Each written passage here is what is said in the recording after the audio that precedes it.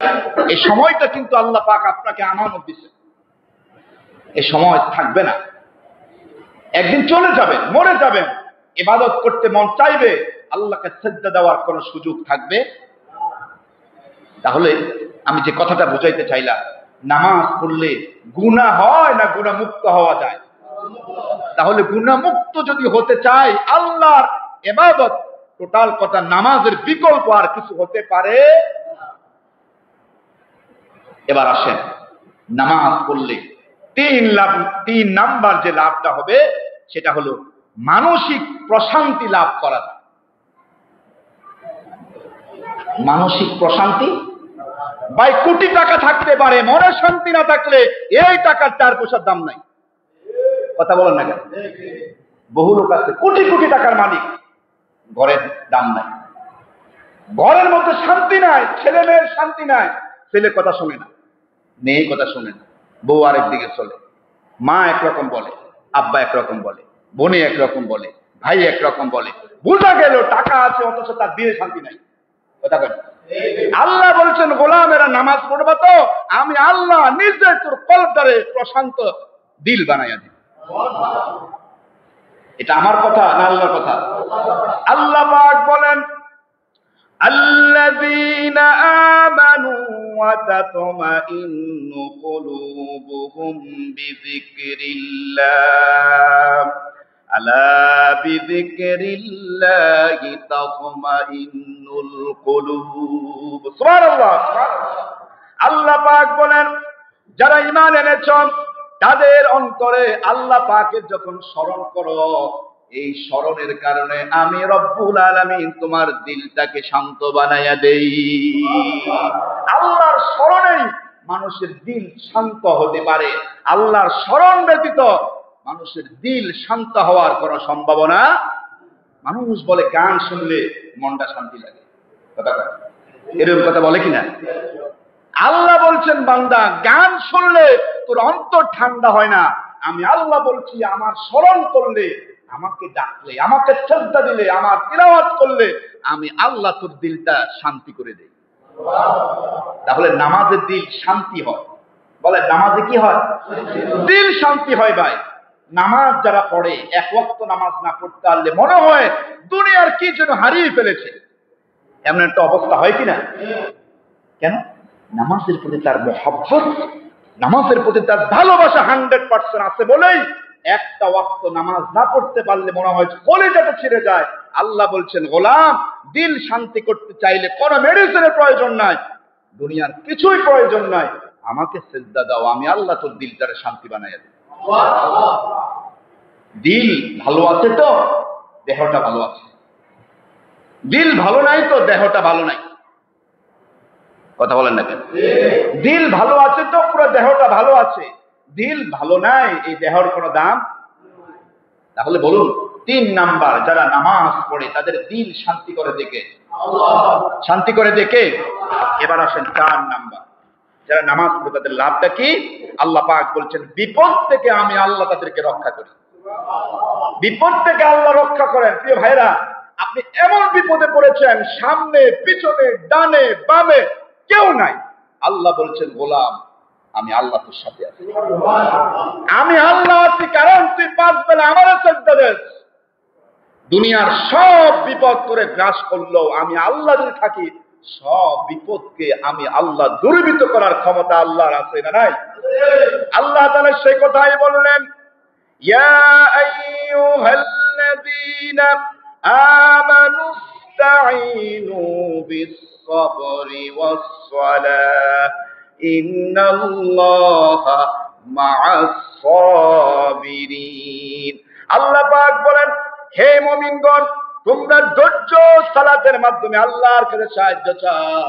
আল্লাহ বলেন, ইন্নাল্লাহা মা'আস-সাবিরিন, ধৈর্যশীলদের সাথে আমি আল্লাহ আছি। তাহলে নামাজ পড়লে বিপদ থেকে মুক্তি করেন কে? নামাজ পড়লে বিপদ থেকে রক্ষা করবেন কে?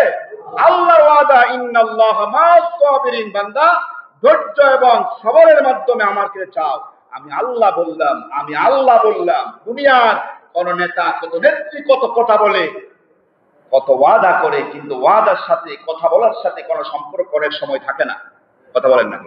কিন্তু আল্লাহ বলছেন আমি মালিক, আমি তোরে বানাইছি, আমি কুল কায়নাত বানাইছি, আমি আল্লাহ ওয়াদা দিলাম ইন্নাল্লাহ নিশ্চয় মা'আস সাবিরিন, সবরকারীদের সাথে আমি আল্লাহ নিজেই আছি। প্রিয় ভাইয়েরা, তাহলে 4 নাম্বার নামাজ পড়লে কি লাভ হয়? বিপদ থেকে মুক্তি লাভ করা যায়। বলেন, বিপদ থেকে মুক্তি লাভ। তাহলে বিপদ আমাদের জীবনে আছে না নাই?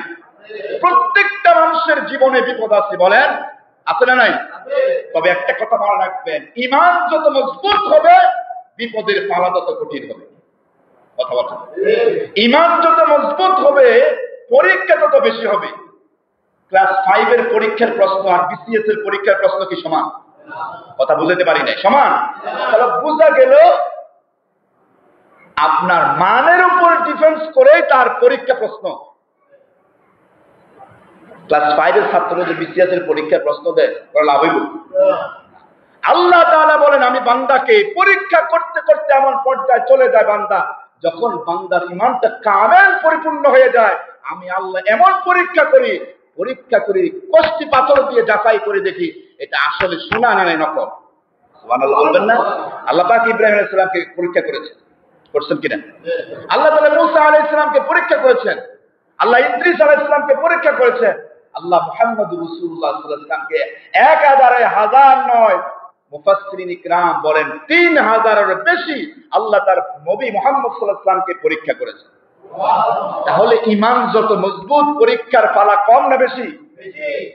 পরীক্ষা থেকে, এই বিপদ থেকে, মুসিবত থেকে রক্ষার জন্য ইবাদতের নাম কি? নামাজ। ইবাদতের নাম কি? আর নামাজ পড়লে বিপদ থেকে মুক্তি করেন কে? আল্লাহ। নাম্বার 4। এবার আসেন নাম্বার 5। যারা 5 ওয়াক্ত নামাজ পড়ে আল্লাহ বলেছেন আমি তাদের রিজিক বাড়াইয়া দিই। সুবহানাল্লাহ। রিজিক কি করি? বাড়াইয়া দিই। রিজিক আমি আল্লাহ তাআলা বাড়াইয়া দিই। প্রিয় ভাইরা, রিজিকের মালিক কে? আল্লাহ। উচ্চ স্বরে বলতে হবে, রিজিকের মালিক কে? আল্লাহ। আল্লাহ রিজিক আমাদের দেন কিনা? হিন্দুরে দেয়, মুসলমানরা দেন না। সমভাবে সবাইকে দেয় কিনা? এই যে সূর্যের আলো, এটা শুধু যারা আল্লাহকে সিজদা দেয় তাদেরকে দেয় না, আল্লাহ সবাইকে দেয়। আল্লাহ বলছেন বান্দা যদি 5 ওয়াক্ত নামাজ পড়োস, আমি আল্লাহ বললাম তো রিজিকের জিম্মা আমি আল্লাহ আমার কুদরতে হাতের মুঠার মধ্যে নিয়ে যাই। আল্লাহ পাক বলেন ওয়া'মুর আহলাকা বিস-সালাতি ওয়াসতাবির আলাইহা লা নাসআলুকা রিজকা নাহনু নারযুকুকা ওয়াল আকিবাতু লিত-তাকওয়া। সুবহানাল্লাহ। আল্লাহ পাক তার হাবিবকে, আল্লাহ পাক তার নিজ হাবিবকে উদ্দেশ্য করে বলেন, ওগো আমার নবীজি, আপনি আপনার পরিবার পরিজনকে নামাজের তাগিদ দেন, নামাজের কথা বলেন। সুবহানাল্লাহ বলবেন না? আল্লাহ নবীকে আল্লাহ নিজে বলেন আপনার পরিবারকে নামাজের আদেশ দেন। অথচ আমাদের মধ্যে এমন বহু মানুষ আছে যারা 5 ওয়াক্ত নামাজ পড়ে, অথচ নিজের পরিবারের একটা ছেলে মেয়েও আল্লাহর সিজদা দেয় না। এমন মানুষ আছে না নাই? আল্লাহ বলেছেন ওয়া'মুর আহলাকা বিস-সালাত, ওগো নবীজি আপনি নিজে আপনার পরিবার পরিজন, আপনার ছেলে মেয়ে, আপনার সন্তান সম্পত্তি যারা আছে সবাইকে নামাজের আদেশ করেন। শুধু আদেশ করে ক্ষান্ত হবেন না, আপনি নিজেও এর উপরে অবিচল থাকেন।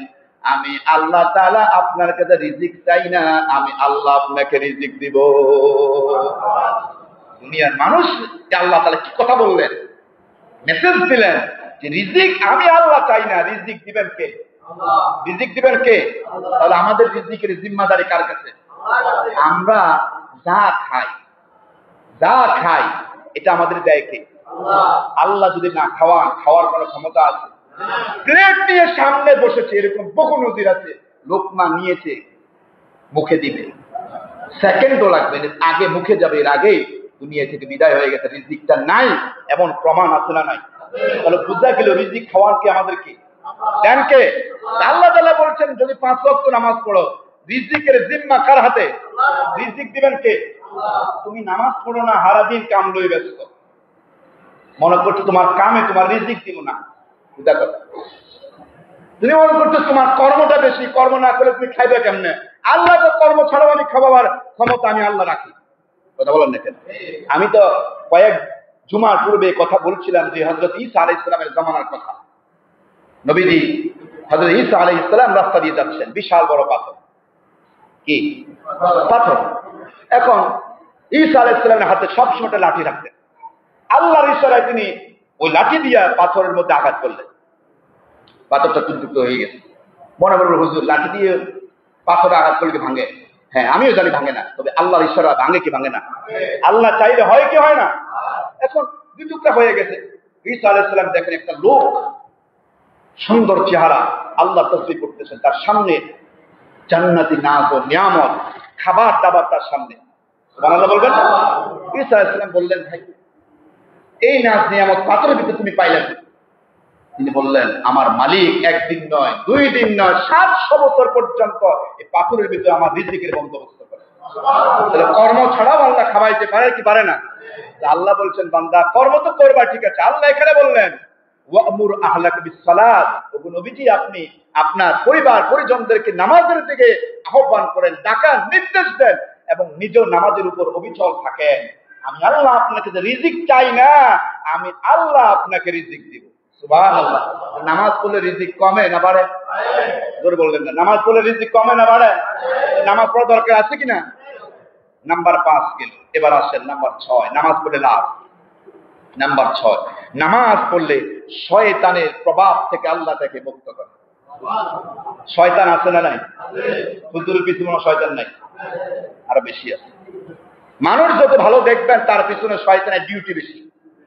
যেটা নামাজ পড়ে না তার পিছনে শয়তান ডিউটি করে, কোনো লাভ না, হয়তো এমনি শয়তান কথা কথা। আর যে নামাজ পড়ে ফজরের সময় শয়তান গিয়ে তার পা টিপে দেয়, এবারে ঘুমার একটু সময় আছে, কথা বলেন। তো শয়তানের প্রভাব থেকে মুক্তি পেতে হলে আমাদের কাজটা হবে 5 ওয়াক্ত নামাজ। সুবহানাল্লাহ বলবেন না? আল্লাহ তাআলা বলেন, ইস্তাহওয়াযা আলাইহিমুশ শাইতানু ফাআনসাহুম যিকরাল্লাহ উলাইকা হিজবুশ শাইতান আলা ইন্না হিজবাশ শাইতানি হুমুল খাসিরুন। সুবহানাল্লাহ বলেন। আল্লাহ পাক বলছেন শয়তান তাদের উপর প্রভাব হয়ে গেছে, অতঃপর তাদের আল্লাহ তাআলার শরণ ভুলিয়ে দিয়েছেন, এরা শয়তানের পক্ষে চলে গেছে। আসলে শয়তানের দল ক্ষতিগ্রস্ত। কার কথা? তাহলে শয়তানের দল যারা, তারা কি সফল না ক্ষতিগ্রস্ত? এটা আল্লাহর কথা না মোল্লার কথা? আর কথা। তাহলে শয়তানের দলে থাকতে চাই নাকি আল্লাহর দলে থাকতে চাই? আল্লাহ বলছেন, আমার দলে যারা থাকবে আমি আল্লাহ সিরাতাল মুস্তাকিম, একটা রাস্তা দিয়ে ডাইরেক্ট আমার জান্নাতে ঢুকাই দেব। আর শয়তানের রাস্তা কিন্তু একটা না। শয়তানের রাস্তা কি? একটা না, অসংখ্য বাঁকা রাস্তা আছে, যে রাস্তা দিয়ে হাঁটতে পারবে তার গন্তব্যস্থলে যাওয়া সম্ভব হবে। আর সিরাতুল মুস্তাকিম রাস্তা কয়টা? একটা। আল্লাহ বলছেন যারা সিরাতুল মুস্তাকিমের পথে চলবে আমি আল্লাহ ডাইরেক্ট রাস্তা দিয়ে আমার জান্নাতের মেহমান বানায়। তাহলে নামাজ পড়লে শয়তানের ওয়াসওয়াসা থেকে বাঁচান কে? আল্লাহ বাঁচান। কে বাঁচান? এবার আসেন নাম্বার 7, নামাজ পড়লে জান্নাত লাভ করা যাবে। সুবহানাল্লাহ, সুবহানাল্লাহ। নামাজ পড়লে কি করা যাবে? আল্লাহ তাআলা সূরা মুমিনুনের প্রথম দিকে কয়েকটি আয়াতে কথা বলার পরে বললেন, উলাইকা হুমুল ওয়ারিসুন, উলাইকা হুমুল ওয়ারিসুন। আল্লাহ পাক বললেন তোমরা জান্নাতে, জান্নাতুল ফেরদাউসের উত্তরসূরি আমি আল্লাহ রাব্বুল আলামিন তোমাদেরকে জান্নাতুল ফেরদাউসের উত্তরসূরি বানায়া দেব। আমাদের আব্বা আদম আলাইহিস সালাম কোথায় ছিলেন? কথা বলেন, কোথায় ছিলেন? আমাদের আব্বা আদি পিতা আদম আলাইহিস সালাম কোথায় ছিলেন? জান্নাত থেকে আল্লাহর ইশারায় দুনিয়া এসেছেন, আবার তিনি চলে গেছেন। তাহলে বাবা আছে যেখানে সন্তান থাকবে সেখানে, ঠিক কি না? আমাদের পিতা আদম আলাইহিস সালাম জান্নাত থেকে এসেছেন, আমাদের মূল গন্তব্য কোথায়? জান্নাত। আল্লাহ বলছেন উলাইকা হুমুল ওয়ারিসুন, তোমরা তো উত্তরাধিকারী জান্নাতুল ফেরদাউসের, আমি আল্লাহ তোমাদেরকে জান্নাতুল ফেরদাউসের মালিক বানায়া দিব। তার নামাজ পড়লে জাহান্নাম না জান্নাত? আর জাহান্নামীদেরকে কিয়ামতের দিন প্রশ্ন করা হবে, মা সালাকাকুম ফি সাকার, কেন আসছো জাহান্নামে? তারা বলবো ক্বালু লাম নাকু মিনাল মুসাল্লিন, নামাজ পড়ি নাই এজন্য জাহান্নামে আসছি। আর নামাজ পড়লে কোথায়? বলে না কোথায়? আর নামাজ না পড়লে কোথায়? আমাদের মুখ দিয়ে আমরা সেদিন বলবে ক্বালু লাম নাকু মিনাল মুসাল্লিন, আল্লাহ বলবেন কেন আসছো জাহান্নামে? এত কঠিন জায়গা, আগুনের জায়গা, সাপ বিচ্ছুর জায়গা, কষ্টের জায়গা, কেন আসছো? আল্লাহ প্রশ্ন করবেন, আমরা জবাব দিব ক্বালু লাম নাকু মিনাল মুসাল্লিন, দুনিয়ায় মুসল্লি ছিলাম না, নামাজে আজান হয়েছে ঠিক আমি দোকানে বসে ছিলাম, দুনিয়ায় আজান হয়েছে ঠিক আমি কাজ নিয়ে ব্যস্ত ছিলাম, দুনিয়ায় আজান হয়েছে ঠিক আমি আমার ব্যস্ততা নিয়েছিলাম, এজন্য আমি নামাজ পড়ি না, এই জন্য কোথায় আসছি? জাহান্নামে। আর আল্লাহ বলছেন যারা নামাজ পড়ে উলাইকা হুমুল ওয়ারিসুন, আল্লাহ তাদেরকে জান্নাতের উত্তরাধিকারী বানিয়ে দিবেন। সুবহানাল্লাহ। নাম্বার ৮, নামাজ পড়লে কি লাভ হবে? আল্লাহ তাআলা বলছেন নামাজ পড়লে ফেরেশতারা তার জন্য সব সময় 24টা ঘন্টা রহমতের, মাগফিরাতের, আল্লাহর কাছে তার জন্য নাজাতের দোয়া করতে থাকে। প্রিয় ভাইরা, আল্লাহ তাআলা এখানেই বলছেন আল্লাযীনা ইয়াহমিদুনা আল আরশা ওয়া মান হাওলাহু ইউসাব্বিহুনা বিহামদি রাব্বিহিম, আল্লাহর আরশ যে ফেরেশতারা বহন করছেন, ওই ফেরেশতারা এবং আশেপাশে যত ফেরেশতারা আছে তারা ঈমানদারদের জন্য, নামাজীদের জন্য ইস্তেগফার করেন, আল্লাহর কাছে ক্ষমা প্রার্থনা করেন, তাদের জন্য রহমতের দোয়া করেন। তাহলে নামাজ পড়লে দোয়া করে কারা? ফেরেশতারা। আর নামাজ না পড়লে ফেরেশতার দোয়া তো পাওয়া যুক্তিগতই আসে না, বরং ফেরেশতাদের লানত পাওয়ার সম্ভাবনা আছে না নাই? নাম্বার ৯, যারা নামাজ পড়ে আল্লাহ তাদের ঈমানটা মজবুত করে দেয়। আল্লাহ পাক বলেন ইন্নামাল মুমিনুনা আল্লাযীনা ইযা যুকিরাল্লাহু ওয়াজিলাত কুলুবুহুম ওয়া ইযা তুলিয়াত আলাইহিম আয়াতুহু যাদাতুহুম ঈমানা ওয়া আলা রাব্বিহিম ইয়াতাওয়াক্কালুন। সুবহানাল্লাহ। আল্লাহ পাক বলেন যারা ইন্নামাল মুমিনুনা আল্লাযীনা ইযা যুকিরাল্লাহ, ওই সব মুমিনের কথা আল্লাহ পাক বললেন যাদের সামনে আল্লাহর কথা বলা হয়, যাদের সামনে কোরআনের কথা বলা হয়, যাদের সামনে রাসূলুল্লাহর জীবনের কথা বলা হয়, যাদের সামনে নামাজ, রুকু, সিজদা, তাসবিহ, তাহলিল, আল্লাহর কথা বলা হয়, মূল কথাই হলো আল্লাহ পাক বলেন যখন তাদের সামনে আল্লাহর নামটা উচ্চারণ করা হয় সঙ্গে সঙ্গে তাদের দিলটা নরম হয়ে যায়। সুবহানাল্লাহ। আল্লাহ পাক বললেন ইন্নামাল মুমিনুনা আল্লাযীনা ইযা যুকিরাল্লাহ ওয়াজিলাত কুলুবুহুম ওয়া ইযা তুলিয়াত আলাইহিম আয়াতুহু যাদাতুহুম ঈমানা, তাদের কলবটা যখন কোরআন শুনে, কোরআন বুঝে, কোরআন শোনার চেষ্টা করে, এই কোরআনের তাসির আল্লাহকে সিজদা দেওয়ার কারণে আল্লাহ রাব্বুল আলামিন তাদের ঈমানটাকে আরো মজবুত, আরো ঈমানের বৃদ্ধি করে দেয়। তাহলে নামাজ পড়লে ঈমান কমে না বাড়ে? 10 নাম্বার, যারা 5 ওয়াক্ত নামাজ পড়বে তাদের চেহারার সৌন্দর্য বৃদ্ধি করে দিবেন কে? আল্লাহ তাআলা আমাদেরকে বোঝার তৌফিক দান করুন বলি আমি। প্রিয় ভাইরা, এবার আসেন নামাজ পড়লে বিজ্ঞান আমাদের কি বলে? বিজ্ঞানে কত মানুষ বিশ্বাস বেশি করে, কথা বলে না, করে কি না? নামাজ পড়লে কি লাভ হয়? বিজ্ঞান আমাদেরকে 1 নাম্বার বলছে যারা নামাজ পড়বে 5 ওয়াক্ত, যারা নামাজ পড়বে, নামাজ হচ্ছে শারীরিক সবচাইতে বড় ব্যায়াম। সুবহানাল্লাহ বলবেন না? যত ব্যায়াম আছে সবচাইতে বড় ব্যায়ামের নাম কি? নামাজ। তবে ব্যায়াম মনে করে পড়া যাবে না, ব্যায়াম মনে করে পড়া, আপনি পড়বেন অটোমেটিক শরীরে ব্যায়াম হয়ে যে বিজ্ঞান বলছে নামাজের মতো শ্রেষ্ঠ ব্যায়াম আর দ্বিতীয় হতে পারে। নাম্বার 2, বিজ্ঞান বলছে যারা সিজদা দেয়, কারে? আল্লাহকে। কারে? আল্লাহকে। বিজ্ঞান বলছেন যারা সিজদা দেয় তাদের মস্তিষ্কে রক্ত চলাচল বাড়ে, এর কারণে তাদের স্মৃতিশক্তি, মেধা শক্তি আল্লাহ বৃদ্ধি করে দেয়। সিজদা, সিজদা মালিকের সিজদা, কারণ আল্লাহ বলছেন বান্দা যত সিজদা দিবি তত বেশি আমি আল্লাহর নিকটবর্তী হয়ে যাবি। আর বিজ্ঞান বলছেন সিজদা দিবা তো লম্বা সিজদা দাও, আর লম্বা সিজদা দিলে মস্তিষ্ক রক্ত চলাচল বেড়ে যায়, আমি আল্লাহ তাআলা তোর স্মৃতি শক্তি, জ্ঞান শক্তি, মুখাত্ত শক্তিটা আমি আল্লাহ তাআলা বাড়াইয়া দেই। বিজ্ঞানের কথা শুনেন। নাম্বার 3, যারা নামাজ পড়ে তাদের নামাজের মাধ্যমে তাদের মানসিক চাপ কমে। নামাজের মাধ্যমে মানসিক কি করে? চাপ কমে। দেখছেন কথাটা? নামাজ পড়লে আমাদের প্রত্যেকের ভিতরে কিছু মানসিক চাপ আছে না নাই? আছে। এই চাপটা কমানোর জন্য কি করব? কোন মেডিসিন নিব? আল্লাহ তাআলা কোরআনে এই কথাই বলে রাখছেন। বিজ্ঞান আজ কোরআন রিসার্চ করে এই কথাই বললেন, মানসিক চাপ যদি কমাতে চাও, নামাজের বিকল্প, সিজদার বিকল্প আর কিছু হতে পারে না। সুবহানাল্লাহ।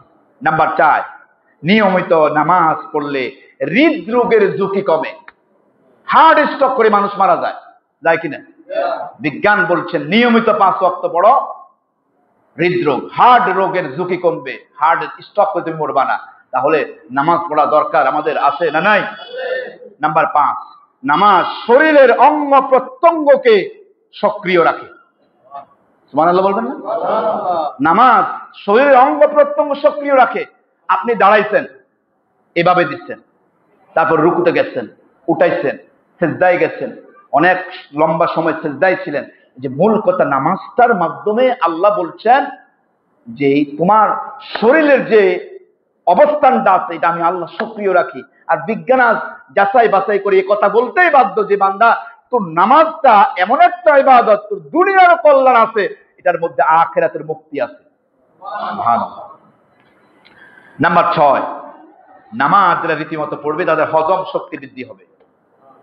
হজম শক্তি হবে বৃদ্ধি হবে। নাম্বার 7, নামাজ যারা পড়বে শরীরের ভারসাম্য বজায় রাখতে পারবে তারা। নাম্বার 8, যারা রীতিমতো নামাজ পড়বে শরীরের রোগ প্রতিরোধ ক্ষমতা আল্লাহ তাদের বাড়াইয়া দেবে। নাম্বার 9, রীতিমতো নামাজ পড়বে তাদের চেহারার উজ্জ্বলতা বাড়াইয়া দেবে। রাসূলুল্লাহ হাদিসে বলছেন, বিজ্ঞান আজ এই কথাই বললেন যে 5 ওয়াক্ত নামাজ পড়বা, 5 বার ওযু করবা, এই শরীরের এই চেহারার যে মলিনতা আছে, তারপরে দাগ আছে, এই সমস্ত কিছু থেকে আল্লাহ তাআলা তোমাকে মুক্তি দিবেন। 5 বার ওযুর মাধ্যমে আল্লাহ তাআলা তোমার চেহারাটার উজ্জ্বলতা বাড়াইয়া দিবেন। দেখবেন যারা 5 ওয়াক্ত নামাজ পড়ে তাদের চেহারা, আর যারা 1 ওয়াক্ত পড়ে না তাদের চেহারার মানটা কি সমান? তাহলে বোঝা গেল নামাজ যারা পড়ে 5 ওয়াক্ত, লোকটা কালো হতে পারে, তার চেহারার মধ্যে একটা নূর আছে, একটা ভালোবাসার নজর তার দিকে দিলে বোঝা যায় লোকটা নামাজি। ঠিক কি না প্রিয় ভাইয়েরা? আর বিজ্ঞানী কথাই বললেন যারা 5 ওয়াক্ত নামাজ পড়ে তাদের চেহারার সৌন্দর্য বাড়াইয়া দেন কে? 10 নাম্বার, যারা 5 ওয়াক্ত নামাজ পড়বে, 5 ওয়াক্ত নামাজ পড়বে, বিজ্ঞানে কথা বলছেন যে তাদের মনকে আল্লাহ পাক শান্ত করে দিবেন।